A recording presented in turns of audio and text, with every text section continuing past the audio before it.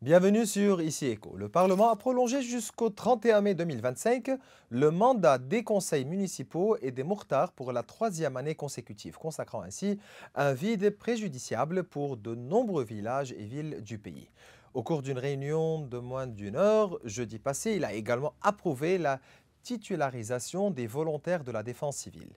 La séance législative à laquelle avait convoqué le chef du Parlement, Nabih Berri, s'était ouverte jeudi en présence de 72 parlementaires avec à l'ordre du jour deux propositions de loi revêtues du caractère de double urgence portant sur ces deux points. La tenue de ces élections divise les camps de l'opposition et ceux de l'axe de la Moumana'a. Nabih Berri et les autres partis de cet axe s'étaient prononcés d'une manière franche en faveur d'une prorogation pour la troisième année consécutive du mandat de ces conseils. D'autre part, la Banque mondiale, au niveau économique, a publié un rapport sur les perspectives économiques de la région, précisément du Moyen-Orient et Afrique du Nord pour avril 2024, dans lequel elle prévoit pour le Liban une croissance économique de 0,5% en 2024 contre une contraction économique de 0,2% en 2023 et de 0,6% en 2022. La croissance moyenne du PIB réel par habitant devrait également s'améliorer de 1,2% en 2022 et 2,4% en 2023 et de 3,1% en 2024.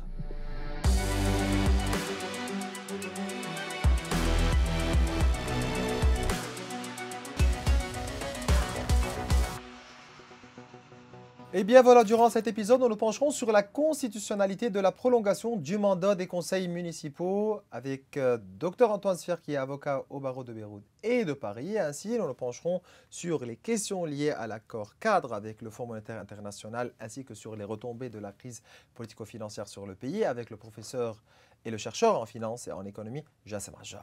Nous commençons directement avec vous, Maître Sfer. C'est un plaisir de vous recevoir. Merci bien. Bien voilà, est-ce que la prolongation du mandat des conseils municipaux est-elle constitutionnelle? En principe, vous savez, nous sommes dans un pays démocratique. Dire démocratie, c'est-à-dire qu'il y a une certaine volonté. Je dis certaine parce qu'il y a pas mal de contraintes dans ce sens, mais en principe, il y a la volonté du peuple qui doit s'exprimer dans les élections, dans les urnes, dans le processus électoral, sur le plan municipal, sur le plan politique aussi pour les parlementaires et tout. Actuellement, on dit qu'il y a un principe, c'est le principe de la périodicité des élections. C'est-à-dire, il y a une volonté mais c'est ça, c'est pour la troisième fois. C'est ça, le problème donc, ici. Le prolongement des mandats. J'ai peur d'une certaine accoutumance dans ce sens. C'est-à-dire, il y a une crise au sein de la démocratie au Liban, et cette crise se concrétise sur le plan municipal. Elle s'est concrétisée par deux prorogations du Parlement aussi, du Parlement élu en 2009. Aussi, il y a eu deux prorogations. Jusqu'ici, je n'ai pas eu une bonne explication pourquoi là, ces choses ont eu lieu. Actuellement, nous sommes dans une situation où les exceptions se poursuivent. Ah, c'est et ça. donc quel nous est sommes le dans rôle un régime d'exception. Ça c'est clair, mais donc quel est le rôle du Conseil constitutionnel pour jouer ici, à ce... le Conseil constitutionnel qui peut jouer à ce stade. Juste pour faire, si vous voulez, une mise au point, le Conseil constitutionnel, c'est la Cour constitutionnelle. J'ai entendu parler quelque part sur les médias que c'est un conseil, ce n'est pas une cour. Effectivement, c'est une cour, c'est le tribunal suprême en matière constitutionnelle. Il peut étudier la constitutionnalité des lois. Alors, il peut rendre nul, absolument ou relativement, d'une façon partielle ou d'une façon absolue, un texte voté au Parlement. Mais le problème ici, le Conseil constitutionnel a rendu un arrêt numéro 6 en 2023 concernant les circonstances exceptionnelles. Alors, c'était très vague. C'était très vague. Actuellement, est-ce qu'il y a des circonstances exceptionnelles? Oui, il y en a. Le problème, les problèmes au sud, il y a une certaine guerre là. Il y a une guerre ouverte au sud. Alors, concernant les problèmes politiques, le problème des déplacés syriens, alors tout ça peut constituer des circonstances exceptionnelles. Donc mais ça, c'est pas nouveau. Vous êtes convaincu par les arguments qui ont été présentée par les partis politiques qui ont voté pour la Non, je prolongation? ne suis pas convaincu. Moi, je suis très attaché à la démocratie, à la périodicité des élections, à la volonté sacrée et Mais consacrée vous faites quoi avec les au peuple. municipalités Mais du Sud? le problème, c'est que si on veut consacrer un principe, il faut que les préparatifs pour les municipales aient lieu depuis un an. Ok, depuis la loi 2023 qui a fait la prorogation. Mais le problème ici se situe au niveau politique. C'est-à-dire, il y a une bonne partie du Parlement, ou des partis politiques représentés au Parlement, qui ne veulent pas d'élections. Ok, actuellement, des élections municipales. Le problème du Sud, c'est un fondement en plus. Mais on parle ici de... Si vous voulez, c'est une Oui, condition contraignante. mais on parle Mais ici d'une raison d'État, d'une force majeure, donc qui peut des expliquer... circonstances exceptionnelles. Ok, qui peut Oui, expliquer mais cette décision. moi, je ne suis pas convaincu que le système politique soit caduque au Liban. Alors, il s'est avéré que notre système est caduque. Président de la République, tous les 6 ans, il y a, au lieu d'élire un nouveau président dans les dates prescrites par la Constitution. Et, Nous avons toujours un problème avec alors, les dates. il y a un problème.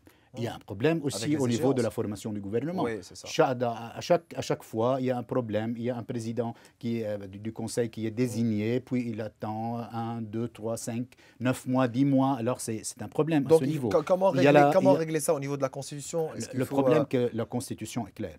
Oui. C'est pas, le problème n'est pas au niveau Mais de la la Constitution n'est Constitution, pas des claire au dispositions niveau des constitutionnelles. périodes? Si, la Constitution est claire. Le problème, c'est comment on interprète la Constitution, comment on l'applique. On l'applique dans quel sens et dans quel spirit, dans quel esprit. Vous savez. Le problème, c'est que il y a des exceptions. Quelles sont les exceptions? Il y a un régime actuellement qui fonctionne d'une façon exceptionnelle.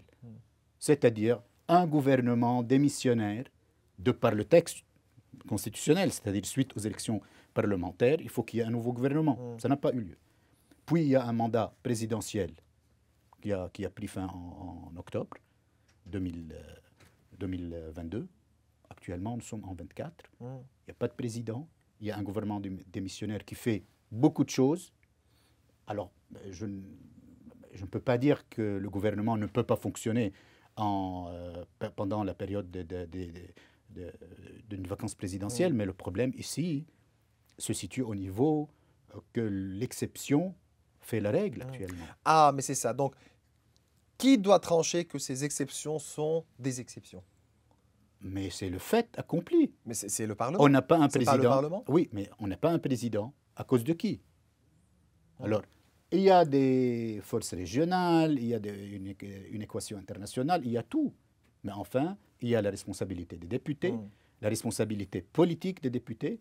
Il y a le Parlement qui doit se tenir pour élire un président. Hier, avant aujourd'hui, et aujourd'hui, avant demain. Très bien. Ça, c'est une exigence. C'est clair. Nous passons au dossier du budget 2024. Donc, passons aux décisions qui ont été prises par le Conseil constitutionnel envers la loi sur le budget. Le Conseil constitutionnel a décidé de suspendre l'application de certains articles de la loi du budget 2024 à la suite d'un recours en invalidation porté par les forces libanaises. Le Conseil constitutionnel a jugé les motifs du recours suffisamment valables pour qu'il étudie les articles en profondeur avant de statuer sur le fond. Donc, comment vous expliquez les décisions prises par le Conseil constitutionnel envers la loi sur le budget? Ça, c'est en général. Je peux vous dire une chose, il y a une observation essentielle dans ce sens. Il y a 2 recours. C'est-à-dire que l'opposition, ou les gens qui ont vraiment un certain intérêt commun ou une vision commune, ne sont pas ensemble. Ne constituent pas un ensemble politique.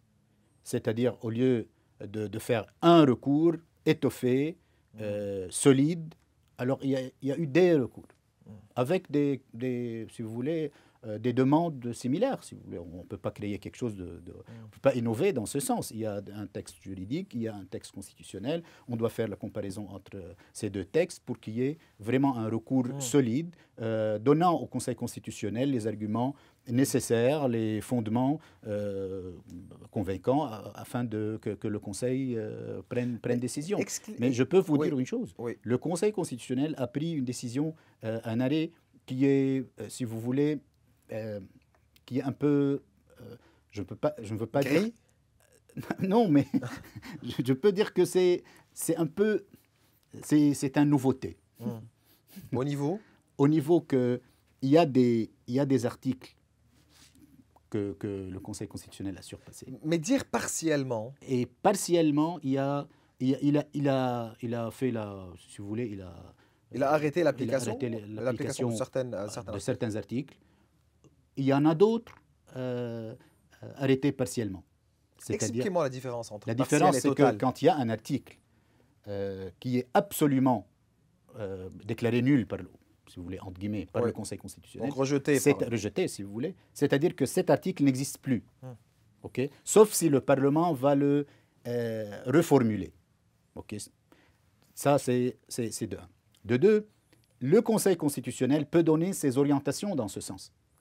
Les orientations ne sont pas obligatoires si le Parlement va ne pas les prendre en considération. Vu que les articles sont caducs, pas de problème, on continue par les articles qui n'ont pas été rejetés par le Conseil constitutionnel. Mais comment traiter avec une décision partielle? Une décision partielle, c'est-à-dire, ou bien il faut rectifier l'article afin qu'il soit constitutionnel, ou bien il faut le reformuler. Okay? C'est-à-dire d'une façon linguistique, peut-être pour qu'il soit plus clair, plus élaboré, pour qu'il soit applicable aussi. C'est pour cela l'arrêt du Conseil constitutionnel était un bon arrêt dans ce sens, mais était un arrêt, si vous voulez, différent. Il y avait plusieurs décisions à plusieurs stages, à plusieurs stages. C'est-à-dire que le Conseil constitutionnel ne peut pas rendre un budget caduc, un budget... ne peut pas rejeter, ne peut pas prendre une décision de rejet total. C'est pour cela, et même pour la prorogation des municipales, je ne suis pas au Conseil constitutionnel, je ne donne pas mon avis aux juges qui sont là, mais je peux vous dire en tant qu'observateur que même avec un recours qui va être peut-être présenté contre la loi sur la prorogation des municipales, alors je peux vous dire que le Conseil constitutionnel ne peut pas aller très loin. Vu que dans une décision, dans l'arrêt numéro 6 2023, il a vraiment donné de raison aux gens qui ont présenté des recours, mais en fin de compte, il a dit que le Conseil constitutionnel ne peut pas prendre des décisions qui peuvent paver la voie à une impasse juridique, à une impasse politique au niveau des municipales. Alors, mais le problème dans la loi sur les municipales qui a été votée hier, je peux vous dire une chose, il y a un grand problème au niveau des municipalités qui sont dirigées par les Kamkam ou par les Muhafiz. Okay. Donc, ça, c'est un problème, c'est un grand problème sur ce plan. C'est-à-dire, il y a je crois, plus qu'une centaine, 116 ou quoi. Alors, c'est un grand problème sur ce plan. Les Kamkam, est-ce qu'ils ont les mécanismes, ils ont les équipements, ils ont le temps, et ils ont l'appareil, c'est-à-dire donc aujourd'hui, quels sont les scénarios devant de nouveaux recours qui peuvent être présentés devant le Conseil constitutionnel? C'est contre la loi sur les municipales, concernant, c'est contre la périodicité des momentum constitutionnels, c'est-à-dire il y a une volonté du peuple qui devrait être exprimée dans les urnes. C'est un mandat de 6 ans. Actuellement, mais la décision serait pareille. Je ne vois pas une décision différente. Je ne vois pas. Peut-être le Conseil constitutionnel va prendre une décision différente, mais je ne vois pas la force ou la capacité, si vous voulez, du Conseil constitutionnel de prendre une décision où les municipales auront lieu de sitôt, vu que le gouvernement n'est pas prêt à le faire, les logistiques aussi, peut-être le financement, en plus de la question de la guerre au Sud. Mais aussi, ce qui m'a bien attiré, c'est un article qui n'a pas été voté au Parlement sur le budget, c'est l'article 83, qui a été inclus dans la loi. C'est bizarre, hein, pour bizarre, ne pas dire autre chose. Hein, c'est un peu... Juste pour expliquer, parce que ça va de soi que le Conseil constitutionnel l'a rectifié. Donc, il y a aussi un autre texte dont je vais parler dans quelques secondes, mais vous dites quoi à propos du 83 ? Il y a un autre texte qui n'a pas été inclus dans le vote, mais qui a été inclus dans le budget, dans la loi. Ouais. Alors, Ça s'explique Ça comment? va aller vers une nullité absolue, ça n'existe pas. Un article qui n'est pas voté au Parlement ne peut pas être inclus parachuté, dans un budget, certainement. même pas dans une loi. L'autre problème que le Conseil constitutionnel a bien pris un bon positionnement envers ça, c'est que on vient avec un projet de budget où il y a des lois qui ont été abrogées tacitement. On ne peut pas élaborer une loi que par un texte clair, net, précis et concis. Sinon, par la loi sur le budget, on ne peut pas modifier tacitement, indirectement, pour ne pas dire d'une façon un peu hypocrite, des lois en vigueur. Okay. Ça, c'est contre, si vous voulez, le mécanisme législatif. Si un député veut voter, il doit savoir sur quoi il vote. C'est clair. Okay. Passons à un dossier aussi sensible, le dossier des réfugiés syriens au Liban. Vous êtes convaincu que la communauté internationale comprend bien la sensibilité de la question des réfugiés au Liban? Oui. Et l'importance de trouver une solution définitive et globale. La communauté internationale est en connaissance de cause, je crois, et j'en suis sûr, plus que la bonne majorité des gouvernants au Liban. La communauté internationale est très sensible envers les réfugiés, envers les déplacés, envers les gens qui ont quitté leur foyer. Mais laissez-les chez vous et prenez de l'argent. Même ça. pas prenez de l'argent. C'est ça. Elle continue à Pourquoi les financer. Ils sont en connaissance de cause, la communauté internationale est en connaissance de cause, vu qu'il y a un danger imminent, qui est relié organiquement à ces déplacés, à ces gens qui ont quitté leur pays. Le problème se situe au niveau si vous voulez, un problème de droit. Est-ce que le Liban peut constituer un pays de refuge? Ça, c'est un grand problème. Le Liban ne peut pas constituer un pays de refuge. Un pays de transit, peut-être. De transit légitime. Oui.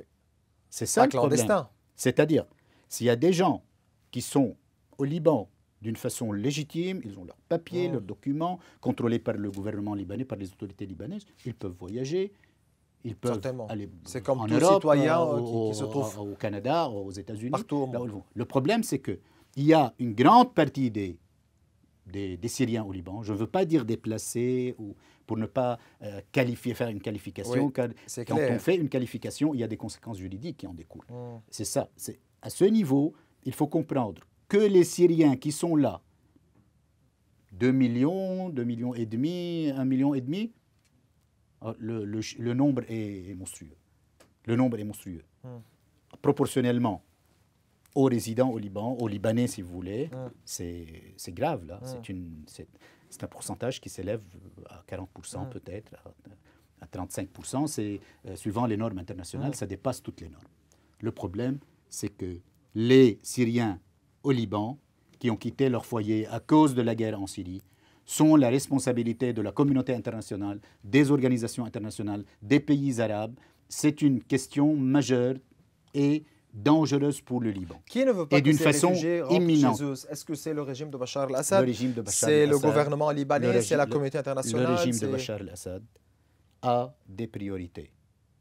Dans ces priorités, la question des Syriens qui sont en Jordanie, en Turquie, au Liban, n'existe pas. Ce n'est pas dans leurs priorités. Il en a d'autres. Okay? Il veut reconstituer la reconnaissance internationale et arabe dans son rôle, dans son pouvoir, dans son autorité. Puis, il aime que les autres, les Arabes, les Européens et la communauté internationale interviennent pour négocier avec lui, parce que c'est un sujet épineux au niveau des pays limitrophes. Le problème que c'est en Jordanie, ça ne constitue pas un problème, vu qu'il y a des camps bien contrôlés, vous savez, il y a un pouvoir là-bas. Mais devant une telle crise, comment devait réagir le Liban? Le Liban doit constituer une cellule de crise. Hier, j'ai entendu parler sur la télé que le comité n'a pas fait de réunion depuis un an et demi. Alors, ça prend les choses, vous voyez, comme laisser faire, laisser passer. Ça ne peut pas continuer par ignorance comme ça. ou c'est planifié? Les deux, peut-être.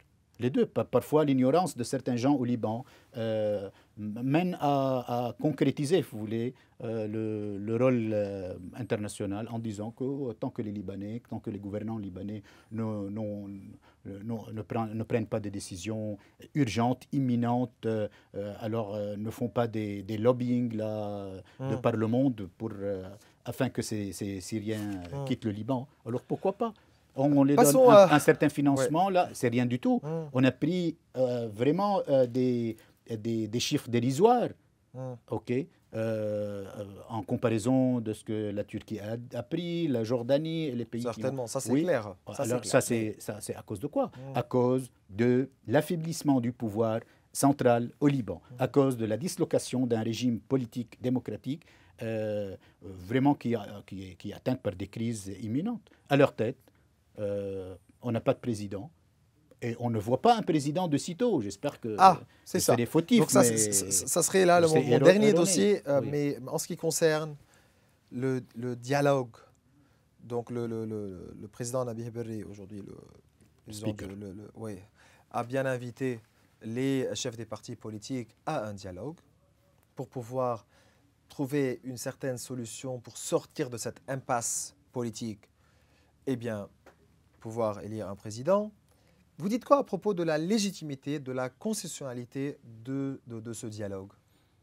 C'est un dialogue politique, ce n'est pas un dialogue mais est-ce que ce dialogue est anticonstitutionnel? Non, ce n'est pas anticonstitutionnel, mais c'est un dialogue qui est par nature, il est caduc.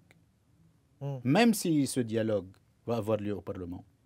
Donc vous n'êtes pas convaincu que ça ouvre la porte pour faciliter les choses? Au Liban, la question principale, c'est que, en principe, suivant les dispositions constitutionnelles, les députés doivent élire un président. Mais en fait, en politique, le président libanais, surtout actuellement avec les complexités du sud, de Gaza, de la région, ce qui se passe là, alors je vois que ça s'avère plus complexe. On a besoin d'un certain soutien arabe international. Alors je mise sur un rôle, pas le rôle des 5, qui déploient des efforts remerciables. Alors ce sont des gens, enfin des ambassadeurs, qui font leurs efforts, qui déploient les efforts possibles, afin de concilier, de faire quelque chose en commun, de rapprocher les uns des autres. Je ne sais pas pourquoi ils sont loin tant que le business politique est là. Alors, les Libanais, je dis. Mais tant qu'il n'y a pas une grande décision arabe internationale, régionale et internationale, avec l'aval de l'Iran en premier, on ne peut pas élire un nouveau président de sitôt, même si le dialogue aura lieu au Parlement, même si les partis libanais vont être d'accord, même si les chrétiens vont voter pour une seule personnalité, ça n'aboutit à rien. Ça peut aider. Ça constitue une condition nécessaire, mais pas suffisante. C'est toujours un plaisir de vous recevoir, Dr Antoine Sfaïd. Vous êtes avocat au barreau de Beyrouth et de Paris. Bien voilà. Aussi, je vous souhaite un bon week-end. Merci bien et bon voyage. Et voilà, merci. Et nous passons aux questions liées à l'accord cadre avec le Fonds monétaire international ainsi que sur les retombées de la crise politico-financière sur le pays avec le chercheur en finance et en économie, Jassem Agea. C'est un plaisir de vous recevoir, professeur Agea. Merci pour votre accueil. Le Premier ministre sortant, Najib Mikati, a indiqué que l'un des objectifs principaux de son gouvernement devrait à résoudre la crise économique et financière actuelle, en approuvant principalement la loi sur le contrôle des capitaux dans un discours qui a été prononcé jeudi. Mikati a déclaré que ce travail de sauvetage économique comprend par ailleurs l'approbation des réformes et des lois nécessaires à cet effet, le partage des pertes, la protection des fonds, des déposants, de la restructuration du secteur bancaire. Promesse, promesse, vous dites quoi? Je pense qu'on est dans la possibilité en fait de le faire dans le cadre ou plutôt dans le contexte politique et économique actuel. On sait très bien qu'aujourd'hui, les partis politiques n'arrivent même pas en fait à élire un président. Donc, je ne sais pas comment ils vont pouvoir les députés, comment ils vont pouvoir en fait se mettre d'accord sur des réformes. Et surtout que les projets ou les lois proposées par le gouvernement, vraiment, ces projets sont refusés pratiquement par une bonne partie donc de ces députés et bien entendu par l'opinion publique et par les experts. Non, je pense que si vous voulez, en fait, c'est un peu comme même, on est loin de la réalité. La réalité dit que ce n'est pas si simple que ça, en fait, de faire ces réformes. Ces réformes ont besoin vraiment d'action sur le terrain et ces actions ne sont pas présentes aujourd'hui. Alors, il y a eu à un moment donné des endies en disant que voilà, peut-être le FMI donc va annuler en fait ou va se retirer de l'accord cadre donc avec le gouvernement libanais. Ce n'est pas possible. En fait, le FMI ne sort jamais d'un accord de cadre parce qu'il est là en fait pour aider les gouvernements et les banques centrales. Et à n'importe quel moment, donc, on réclame son aide, il va être présent. Alors, pour nous donner de l'argent, il a des conditions de ce qu'il appelle de réformes qui sont un tout petit peu différentes de ce que l'opinion publique libanaise a dans sa tête comme réforme. Et c'est pour cela, tout simplement, donc il n'y aura pas aussi facilement que ça les réformes. Donc, on souhaite arriver à ce que dit le Premier ministre, mais si, et ça je le dis à partir donc de cet écran, si le Premier ministre pense que en votant en fait le contrôle des capitaux, ça va suffire, je pense qu'on commet une grosse erreur parce que faire un contrôle sur les capitaux sans réformer le secteur bancaire, ça va être une catastrophe et ça va être terrible. Permettez-moi, mais a-t-il insisté sur la nécessité de créer un environnement d'investissement qui ouvre la voie à des opportunités prometteuses, notamment en stimulant le cycle économique, en renforçant les relations politiques et économiques avec les pays arabes, etc. Comment faire tout ça sans restructuration du secteur bancaire d'une façon équitable? Impossible, impossible, impossible. Il n'y a pas, en fait, aucun pays dans le monde, on ne connaît pas en économie un seul pays qui, en fait, a réussi une croissance économique durable et soutenue en n'ayant pas, en fait, un secteur bancaire. C'est impossible. On regarde, par exemple, les pays africains. Et donc, c'est de l'imagination. En plus que ça, faire tout ce qui est demandé, en fait, avec les pays arabes exige comme l'avaient exigé en fait les ministres de l'Union européenne, exige en fait d'isoler le Liban de son environnement, cet environnement pourri. Donc il faut s'éloigner des conflits régionaux entre Israël et les pays arabes. Et il faut vraiment en fait faire une étanchéité, une vraie étanchéité pour que les pays puissent nous aider. Je pense qu'aujourd'hui, c'est impossible. Et c'est pour cela que je vous ai dit donc, que c'est plus de l'imagination ou du souhait plutôt qu'autre chose. Jamais un seul investisseur étranger ne va investir au Liban tant qu'il y a la guerre sur les frontières sud. Aucun investisseur ne va en fait investir si on ne libère pas le secteur électricité qui a coûté plus que 50 milliards de dollars. Donc, c'est le scandale du siècle. On n'a pas d'électricité. Et donc, je pense que ces choses-là sont essentielles avant de penser à rétablir les relations, je dirais quelque part, bilatérales avec les pays arabes, surtout les pays du Golfe. Mais pour le gouvernement, Miat et le plan Saad et Chem et ce gouvernement a renforcé le cadre institutionnel tout en s'attaquant aux principaux déséquilibres économiques et financiers. Vous êtes d'accord? Non. Non, je ne suis pas d'accord. En fait, le plan en fait, proposé par le vice-premier ministre, c'est un plan catastrophique. Il faut le retirer tout de suite, même de la discussion.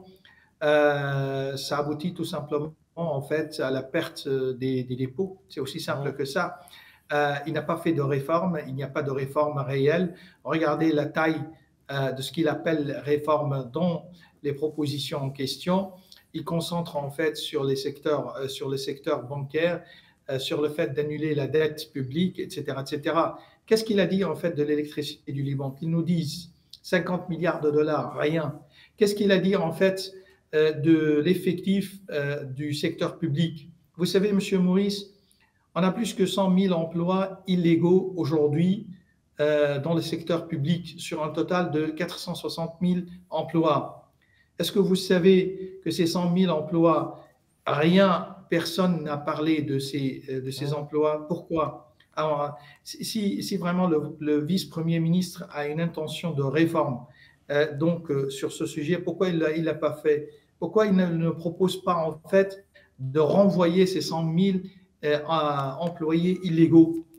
Deuxièmement, si vraiment donc le gouvernement est sincère concernant les réformes, pourquoi en fait on n'arrive pas à contrôler tout ce qui est contrefaçon à travers les frontières avec la Syrie? Ouais, parlons de la contrebande ici.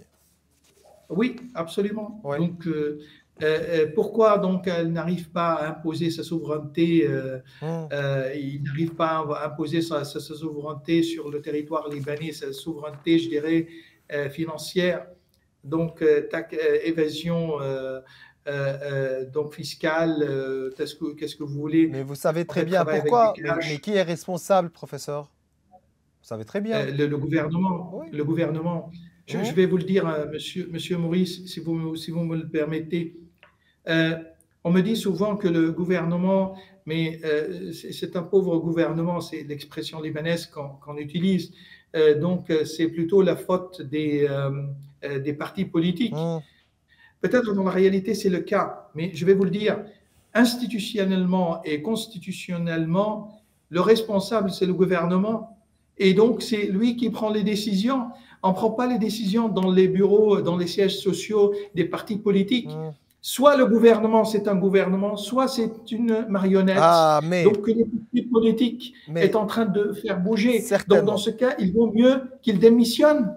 Il faut mieux qu'il démissionne. 2 ans se sont déjà écoulés depuis la signature de l'accord avec le Fonds monétaire international sans aucune avancée significative qui n'a été enregistrée. À titre d'exemple, le gouvernement libanais n'a pas encore osé d'entamer des négociations avec les détenteurs d'obligations. Une étape qui aurait dû être franchie en mars 2020 lorsque le gouvernement dirigé par Hassan Diab avait pris la décision catastrophique de suspendre le remboursement des euro-obligations, annonçant ainsi le défaut du Liban sur sa dette. Je crois dans ce cas, en fait, ce dossier vraiment a été très très mal géré, que ce soit par le gouvernement de Hassan Diab et par le gouvernement actuel. Je crois que suite à des conseils d'un certain nombre de conseillers, un certain nombre donc ou plutôt le gouvernement de Hassan Diab avait pris la décision de faire défaut. Et aujourd'hui, le gouvernement actuel continue tout en pensant que le fait de laisser la situation comme ça, on est en train de fondre la dette publique, mais aussi on est en train de fondre les dépôts. Plus, en fait, on laisse cette situation comme elle est, en fait, mieux c'est pour les gouvernements. Parce que n'oubliez pas, l'origine du problème, c'est le gouvernement, c'est la dette publique, c'est le déficit accumulé sur plus que 30 ans. Donc, on est en fait à 3,1 milliards de dollars déficit annuel depuis 1993. Donc, aujourd'hui, pourquoi le gouvernement, en fait, ne prend pas sa responsabilité envers son peuple? Parce que 85% de cette dette, c'est vraiment très bien, appartient aux dépositeurs. Il me reste 1 minute seulement, si vous permettez. Exiger que l'État soit tenu pour responsable n'est pas seulement un droit pour ceux qui sont touchés par cette crise, c'est aussi un devoir lié à la garantie de la justice et au rétablissement de la confiance dans le système bancaire. Vous êtes d'accord? Parce que pourquoi il faut tenir l'État pour responsable afin que tout le monde sache que la crise est systémique et que l'État est le premier responsable du gaspillage massif des dépôts. 30 secondes. Je pense que l'État est responsable. L'État, quand je dis l'État, ce sont les institutions. Et d'après la Constitution, c'est le gouvernement. Donc le gouvernement est responsable. il faut qu'il arrive à assumer ses responsabilités. Et le pouvoir, c'est une continuité. On ne peut pas dire le gouvernement précédent a fait comme ça et moi, ce n'est pas de ma responsabilité. Non, c'est la responsabilité du gouvernement. Soit le gouvernement est responsable, qu'il prenne ses actions, donc assume ses responsabilités, soit non, dans ce cas, il vaut mieux qu'il démissionne. Donc voilà, pour que le Liban sorte de sa profonde crise économique, il est nécessaire de responsabiliser le système judiciaire, d'élaborer un plan clair pour gérer les fonds des déposants et de reconstruire l'économie en rétablissant le secteur bancaire, en restructurant l'État et en édifiant ses institutions. Bien voilà, nous arrivons à la fin de cette entrevue avec vous, professeur Jassem Adja. C'était un plaisir de vous recevoir. Merci à vous. Bien voilà, mes chers téléspectateurs, nous arrivons à la fin de cette émission. Vous pouvez revoir tous nos épisodes sur nos réseaux sociaux. Au revoir.